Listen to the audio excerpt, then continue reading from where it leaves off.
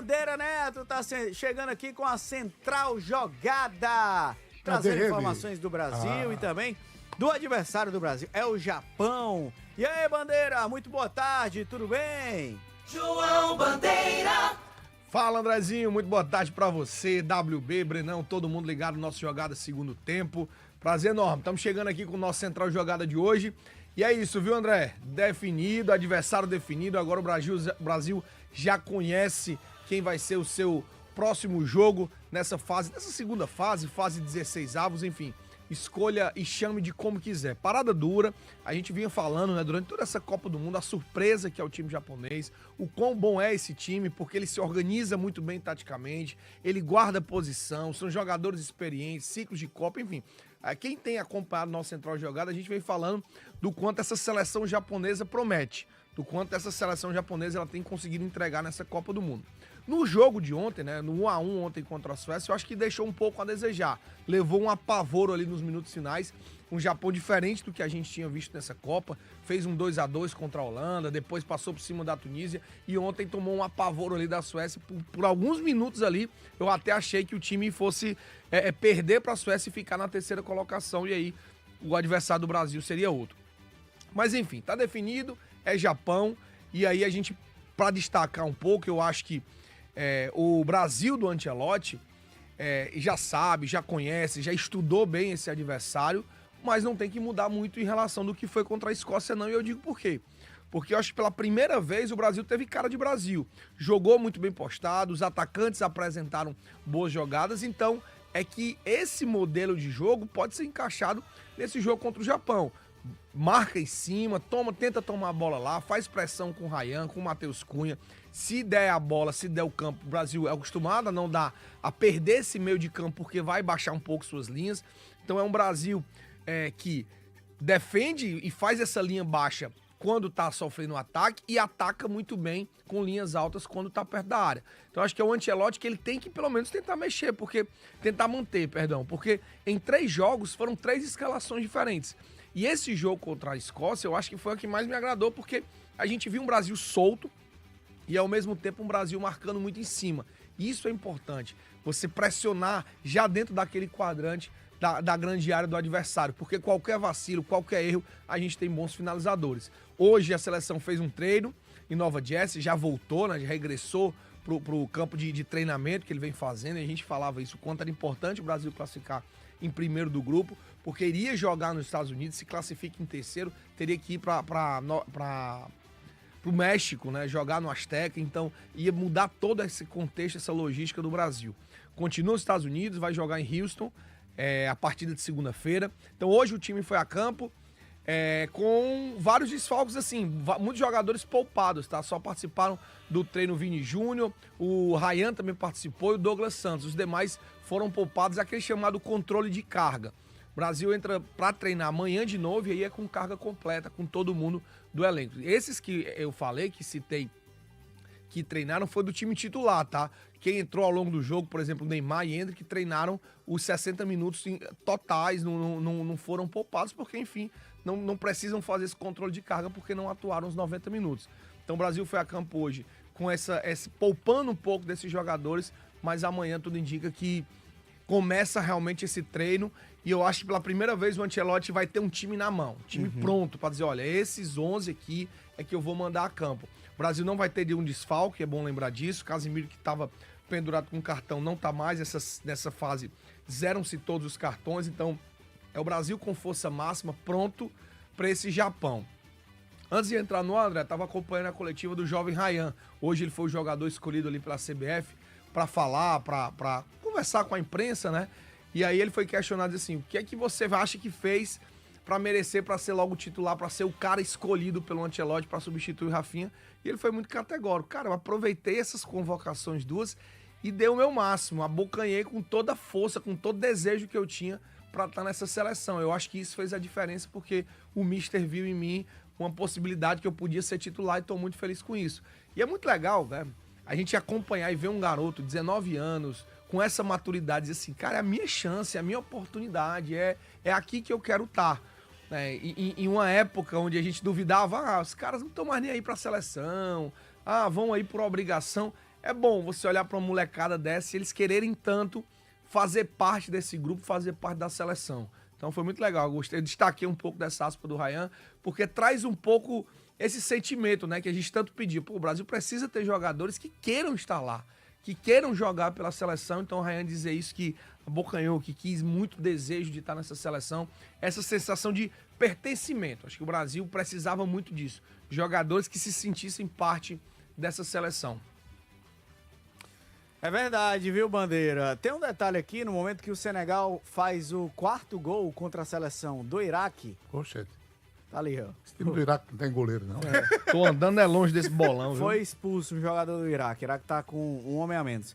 Mas eu quero ouvir a opinião do Breno e a opinião do WB sobre esse duelo do Brasil. Mas eu trago antes algumas informações sobre a seleção japonesa. O Japão tem o 3º treinador mais longe. Alô, Samuel Conrado. Alô, Liu Góes. Olha a informação prêmio, hein? O Japão tem E essa vai ser de graça, viu? É, de graça. O Japão tem o 3º técnico mais longevo dessa Copa do Mundo. Ele, que é o Moriyasu. Ele tá atrás só do Didier Deschamps, da França, e do Lionel Scaloni, da Argentina. Então, estamos falando das 2 últimas seleções campeãs mundiais. E as finalistas da última Copa do Mundo. É a 8ª Copa seguida que o Japão está participando. A seleção japonesa tem como melhor campanha na história chegar às 8ª de final. Nunca passaram daí. Que continue sem nem chegar nas 8ª dessa vez. Mas é uma seleção que tem mais de 80% dos convocados atuando em clubes europeus. Eles jogam no futebol europeu. Então é um trabalho de longevidade, é um trabalho de continuidade. O Moriyasu está na 2ª Copa do Mundo dirigindo a seleção japonesa. Ele assumiu logo depois da Copa de 2018, então ele comandou o ciclo inteiro da Copa de 2022, permaneceu e comandou o ciclo inteiro agora da Copa de 2026. O Japão está a 10 jogos sem perder. O Japão tem como grande força, apesar dos desfalques importantes, como por exemplo, o Endo não tá, a gente já falou dos desfalques aqui ontem, o Mitoma também não vai jogar, são jogadores importantes da seleção japonesa, que formam a base desse time, apesar dos nomes meio estranhos aí, mas são jogadores relevantes que estão fora. E ainda assim, é um time que tem como grande força o jogo coletivo. É um time que tem como grande força, como grande trunfo, esse aspecto do jogo coletivo. E uma prova disso é isso aqui, ó. Ô, meu amigo Thierry, bota aí na tela pra gente explicar o que é essa imagem aí. O que é WBW? Vai ver, o Bandeira tá vendo o que é essa imagem aqui. Isso aqui é a ilustração do gol do Japão de ontem contra a Suécia. A jogada começa bem aqui, ó. Você que tá vendo na TV, você que tá vendo no YouTube, você que tá no rádio, a gente vai descrever. Uma jogada que começou antes do meio de campo, que passou para o lado direito, que foi lá pro lado esquerdo, que voltou pro meio de campo, que voltou pro lado direito, que voltou pro corredor central, até a triangulação que terminou na finalização do Maeda dentro da área. O que é que isso aqui ilustra? É isso que a gente acabou de falar, a grande força dessa seleção japonesa, que tem paciência para trocar passes, para tocar a bola, para encontrar os espaços, e que é um trabalho desenvolvido ao longo de 8 anos. Então os jogadores, eles já entendem a função um do outro, eles entendem os comportamentos, os movimentos coordenados que devem ser executados. Tem a questão do entrosamento. Nesse aspecto coletivo é que o Japão pode surpreender. Você diz, André, então o Japão é favorito? Pra mim, não. Brasil e Japão, Brasil é favorito, pô. Brasil é favorito e tem que passar. Tem individualidades, tem poder de decisão, tem mais capacidade de definição. Mas não dá pra imaginar que nós vamos pegar um bobinho e que vai ser moleza, WB. Vai ser jogo André, duro. Diga lá, Bandeira. Só antes do Wilton contar, só para complementar exatamente essa sua linha de raciocínio aí, eu tava acompanhando agora a entrevista daquela jornalista japonesa que cobre a seleção brasileira, que é até Fazendo engraçado sucesso. quando a gente escuta Tá fazendo ela sucesso. perguntando. Eu esqueci o nome dela, mas eu lembro já. É fácil. E aí ela foi perguntada, e aí, como é que a imprensa japonesa tá reagindo ao Brasil? Realmente vocês estão achando que são favoritos, que dá para ganhar da seleção? Como é que tá esse clima de oba-oba no Japão? Ela disse, olha, a imprensa sabe que é muito difícil vencer o Brasil, que o Brasil é o favorito. Porém, pela primeira vez na história, o discurso não é aquele. Bom, vamos enfrentar o Brasil, a Copa pra gente acabou. O discurso que está sendo vendido é assim, olha, vamos enfrentar o Brasil, eles são os favoritos, porém temos chances de competir de igual para igual. Então entenda que a linha de raciocínio deles é muito parecida com a nossa. Bom, nós somos os favoritos, a gente tem a obrigação de vencer o Japão. Porém, não dá para menosprezar de jeito nenhum, principalmente você vê nesse gráfico aí como é que eles construíram um gol. Exatamente. Olha, eu sempre estou recorrendo ao passado para explicar coisas do presente. Sim. Há pessoas que não gostam, não entendem. São aquelas pessoas que dizem que quem vive de passado é museu. É não. Quem vive de passado é quem tem história. Tá certo?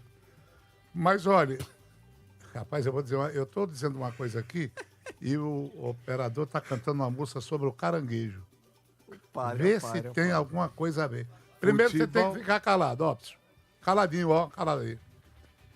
Eu, inclusive, produzi hoje um Reels.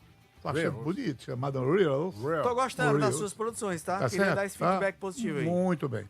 E eu quero agradecer, inclusive, as visualizações, que não são poucas. Eu preciso de plateia. Fala direito, mano. Pois é, eu tô falando.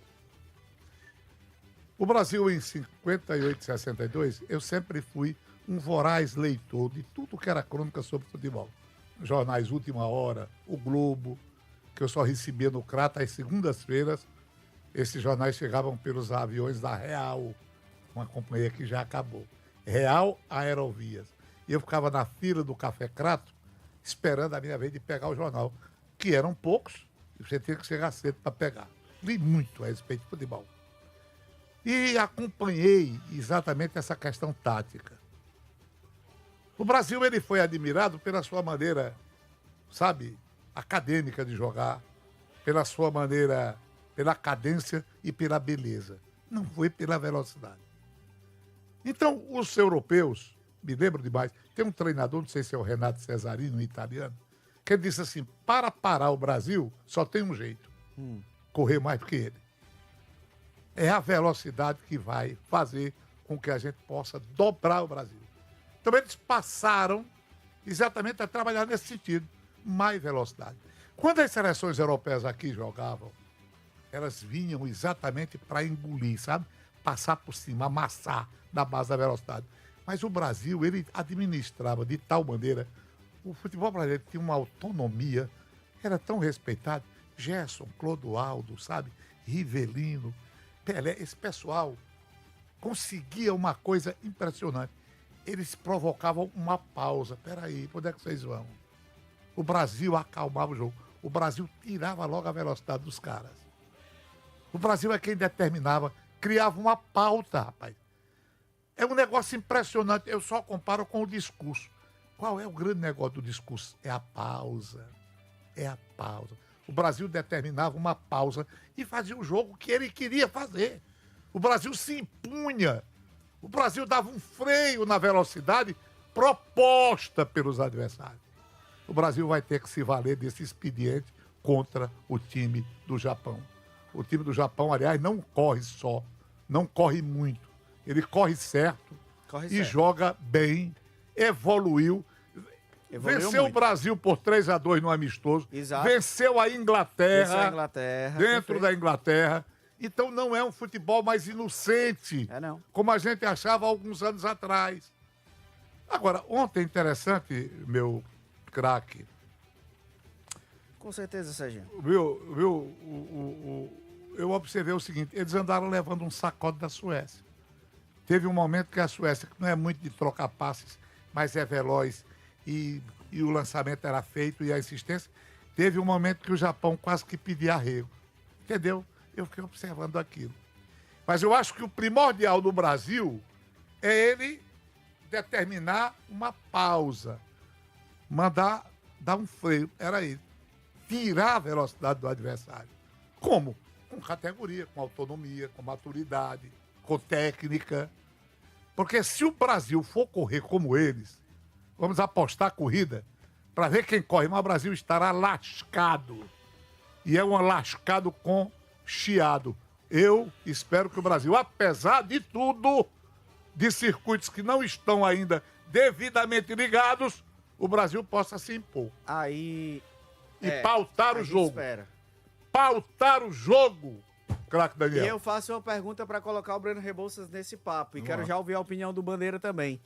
Se o Brasil cai pro Japão, é vexame? Eu acho que historicamente sim, porque a gente está falando de uma seleção que é sempre cotada entre as favoritas para ganhar a competição, mesmo vindo de um ciclo totalmente conturbado como o nosso. Todo mundo, se você for perguntar internacionalmente, a galera coloca sempre o Brasil pelo menos entre as 5 seleções que podem ganhar a Copa. E a seleção japonesa, por mais que faça uma Copa muito interessante, por mais que tenha um trabalho, como você disse, contínuo de uma Copa para outra, e que talvez jogue... Talvez hoje seja a principal seleção asiática. Eu acho que é a seleção asiática mais forte. Eu não consigo, quando eu paro para pensar, numa seleção mais forte que era o Japão. Então, por mais que seja a força da Ásia, a principal seleção asiática hoje, Pra mim agora, ainda não se compara à seleção brasileira em termos históricos, em termos de talento, em termos do que você tem de potencial. Então eu acho que sim, acaba sendo um vexame. Mesmo a gente entendendo o contexto da atual Copa e que o Ancelotti ainda procura esse Brasil dentro das possibilidades que ele tem.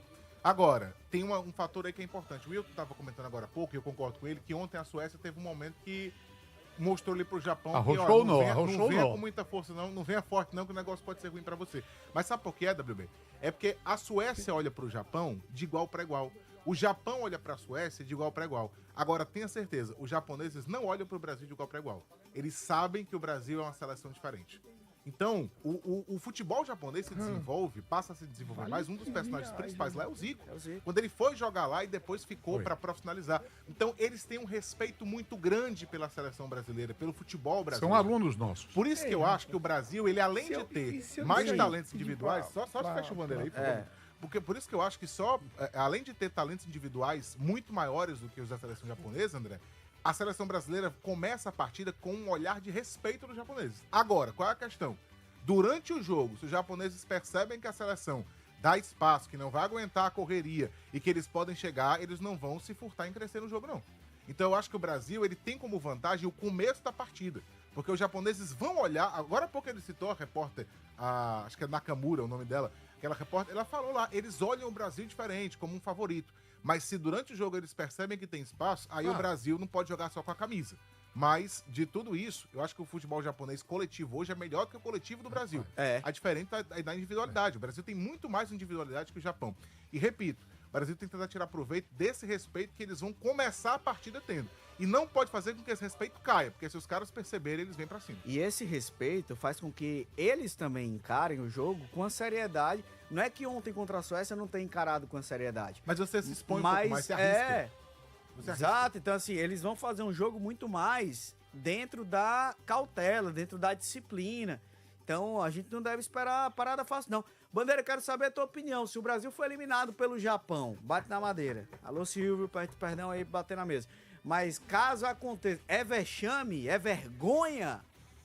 De bate pronto, viu, meu amigo? Sim, é vergonha, é vexame. A seleção brasileira não chega numa Copa do Mundo para ser eliminado pelo Japão numa fase de 16 avos. Independente de quem seja. Eu tô botando Japão porque é o nosso adversário. Se fosse Suécia, eu diria a mesma coisa. A campanha que o Brasil se propõe a fazer em toda a Copa do Mundo é chegar pelo menos ali nas quartas, numa semi, e quem sabe toda Copa a gente imagina pelo título. Cair numa fase de 16 avos, você contratando, você tendo os melhores jogadores do mundo no seu elenco, com Vini Júnior, Real Madrid, com Peso, com Casimiro, com Marquinhos, finalista, bicampeão de Champions League, com Alisson, melhor jogador da Liga Inglesa no goleiro. Então, assim, se a gente começar a enumerar vários itens aqui, mas não tem conjunto, não importa, bota esses caras pra jogar pelo menos minimamente. Então, de bate pronto. Brasil ser eliminado. E eu não tô falando nem Japão. Brasil ser eliminado numa fase 16 avos de uma Copa do Mundo é muito pouco para uma seleção brasileira. É muito pouco. A gente não tá falando de um Equador que fez história, a gente não tá falando do próprio Japão que tá fazendo história, tá jogando bem, tem um treinador. Tá falando da seleção brasileira. Então o Brasil, ele tem que se portar como grande, como ele é. Então se ele tá colocado nas grandes prateleiras do mundo de esteiras, que justifique a sua posição. Aí, mas vamos avançar e podemos pegar uma França nas oitavas. A gente tá falando de outra história, de outro contexto. Mas o Brasil, se a gente olhar para daqui a 10 anos, olhar para a Copa de 2026 e tá lá, Brasil eliminado pelo Japão, isso vai ser um vexame histórico. Então, sim, é feio, é vergonhoso e, por favor, tratem de não serem eliminados segunda-feira. A gente, Ave Maria, bate na madeira, a gente espera que não. Mas, WB, pra fechar, a sua opinião, se Deus o livre acontecer, Brasil perder do Japão, seria talvez uma das maiores vergonhas aí da seleção brasileira em Copas? Nenhuma vergonha será maior do que o 7-1, não, isso é fato, isso é fato. O Maracanazo era o grande pesadelo, sabe? Era a consciência de que o Brasil era um país de vira-latas. Aí veio a mãe de todas as derrotas. É claro que o Japão melhorou, evoluiu, é um time que tem que ser enfrentado com o devido cuidado. Você não pode dar a liberdade para que eles alegremente joguem com uma intensidade absurda o tempo todo e eles jogam com alegria, sabe? O perigo é isso. Mas eles são organizados. A bola não queima mais na chuteira do jogador japonês. Não. Mas mesmo assim, em nome de toda a história, em toda a história, será uma coisa considerada como vexame. Podem preparar o pimpolho aí, que certamente vão dizer verdonha, verdonha, verdonha. Pois tomara Sabe? Que não aconteça. Viu, Tomara que não aconteça, embora a gente tenha que lidar com certas coisas. Olha, o futebol do Brasil, eu vou voltar a fazer um comentário sobre isso. Eu vi uma manchete dizendo o seguinte, acho que foi um jogador brasileiro, não sei se foi Raí. A Raí disse, o Brasil não é mais o país do futebol. Eu discordo. Eu acho que o Brasil continua sendo o país do futebol, mas ele não está sozinho. Ele tem a companhia de outros países que são também países de um bom futebol. A gente precisa alertar para isso. E um desses países, WB, é a França, que está vencendo por 3-1 a Noruega, Bandeira. Tem jogo acontecendo agora e definição no grupo, né? Beleza, isso sim, vamos dar uma passada aí, vamos dar uma atualizada, né, André? E eu falava isso, é importante a gente observar para esse jogo, porque caso o Brasil avance, né, do Japão e nossa torcida aqui avance, sai desse jogo aí o nosso próximo adversário das oitavas, né? Porque pode vir, caso concretize esse jogo aí, 3-1, o jogo já tá caminhando aí pros minutos finais. Então, se a gente avançar, caso a Noruega também avance, não podemos ter um Brasil e Noruega nas oitavas. Um bom adversário também pra gente enfrentar nas oitavas. E aí, devagarzinho, a gente vai sonhando com o Hexa. Então, Noruega é bom vai a gente enfrentar... acompanhar. Noruega, que, bem Costa verdade, nesse jogo entrou com um time basicamente reserva. A grande estrela, o Haaland, poupado. Enfim, o treinador meio que deixou os caras de molho pra segurar pra essa fase de 16 avos. Já tava classificado mesmo, já tinha feito história. Então, os noruegueses vão com força máxima nessa 16 avos. Senegal metendo 5-0 no Iraque, no outro jogo da partida. Vamos ficar de olho que 9 da noite, importante, tem Uruguai e Espanha. Né? Os espanhóis já classificados, assim, já passam os largos, né? Venceram na última partida. Mesmo que tenham empatado no primeiro, tem 4 pontos. Mas o Uruguai pode ser eliminado vexaminoso, viu? Porque um caos mesmo pro Uruguai ser eliminado de forma vergonhosa dessa Copa. Tem aí pouquíssimo resultado. O time bem criticado, o Bielsa também sendo... A imprensa uruguaia fala de racha no elenco, enfim, vamos ficar de olho em jogo importante. Mesmo horário para Cabo Verde e Arábia Saudita. Cabo Verde com aquele empate na primeira rodada com a Espanha também tem chances aí. Então é um grupo que tá bem bolado. Para avançar, o Uruguai tem que derrotar nada mais nada menos que a Espanha. Né? E Cabo Verde precisa fazer um resultado simples contra a Arábia Saudita. Poderemos ver a história ser escrita hoje... Mais uma vez, André Almeida, já pensou Cabo Verde avançando num grupo que tinha Uruguai e Espanha, meu amigo? É verdade, é verdade. E a França faz 4-1 com o Desiré Doué aos 48 só pra quebrar o meu bolão, porque eu botei 3-1. Só pra quebrar o bolão, viu? Já terminou? Lascar, meu amigo. Ai, égua, macho. França 4, Noruega 1. A Noruega vai enfrentar na próxima fase a Costa do Marfim. Quem passar desse duelo vai enfrentar o vencedor de Brasil e Japão, como disse o Bandeira. É isso. E o detalhe, se o Uruguai perde, basta um empate para Cabo Verde, hein? Basta um empate. Se o Uruguai perde da Espanha, Cabo Verde empatando com a Arábia Saudita, chega a 3 pontos e assume a segunda colocação. E o Uruguai tá fora. A linda cena que a gente viu ontem dos equatorianos chorando e comemorando a classificação para a fase de 16 avos sobre a Alemanha. Hoje a gente pode ver legal Cabo Verde também fazendo história. Pena que para isso a gente vai ter que ver uma eliminação de um sul-americano, né? Mas os uruguaios estão numa geração bem conflituosa, né? Bem lá, problemática. briga com o Bielsa, mas enfim, vamos ver. Tá sério. Valeu, Bandeira. Obrigado. Um abraço pra você. Bom fim de semana. Até a próxima, hein? Valeu, meu amigo. Tamo junto. Até mais. A gente volta já com o nosso Jogar a Segundo Tempo. Não sai daí.